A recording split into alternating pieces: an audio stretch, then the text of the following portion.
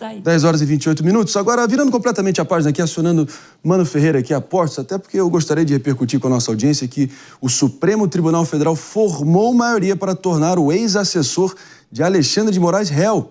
Eu me refiro aqui ao Eduardo Talhaferro, ele que é acusado de vazar informações sigilosas e integrar esquema que tentava deslegitimar instituições.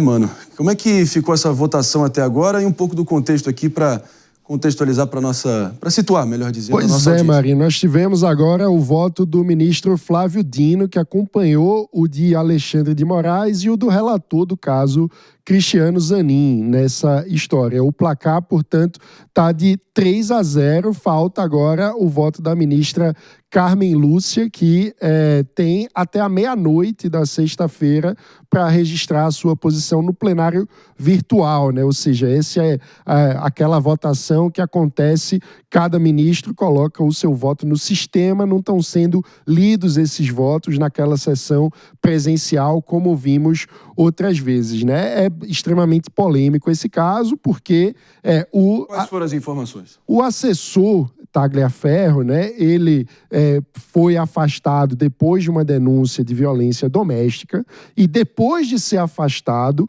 passou a fazer denúncias de que haveria manipulação por parte do gabinete do ministro Alexandre de Moraes para o avanço de inquéritos a partir do interesse do ministro desrespeitando a lei.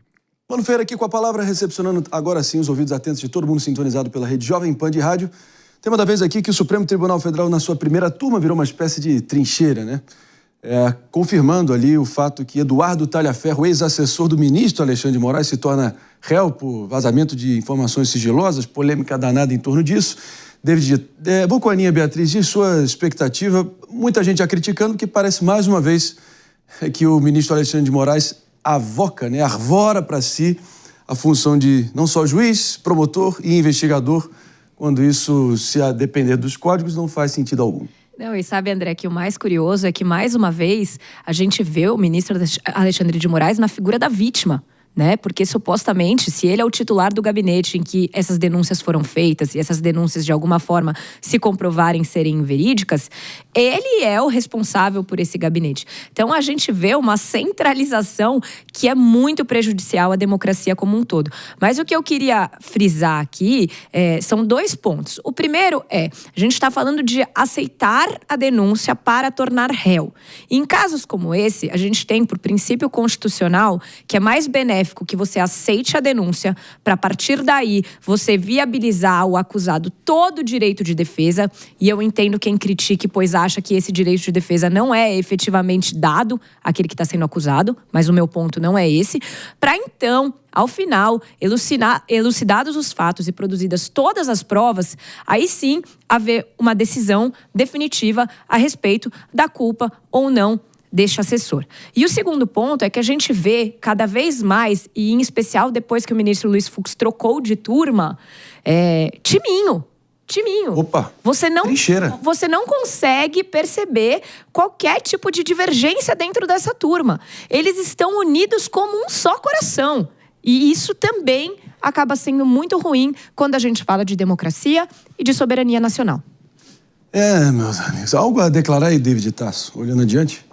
É um absurdo, né? Porque aí você descredibiliza também eventuais pessoas que possam contribuir denunciando crimes, que é o que de fato essa pessoa estava evidenciando, né? Claro que ainda precisa haver uma investigação e tudo mais, só que quem vai investigar? Então não adianta você fazer a denúncia porque você descredibiliza aquela pessoa que está denunciando.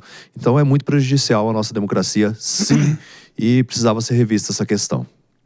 E dá para ver, a proximidade dos dois é incontestável, né? Realmente, como ele estava ali na cozinha, talvez, do gabinete do ministro Alexandre de Moraes, a ver qual realmente é a motivação, né? E também qual grau se tem ressentimento envolvido, ou também se é uma missão pessoal de revelar as entranhas do que aconteceu. Toda pessoa que vai fazer uma denúncia tem um ressentimento, né, Marinho? Isso é fato, mas assim...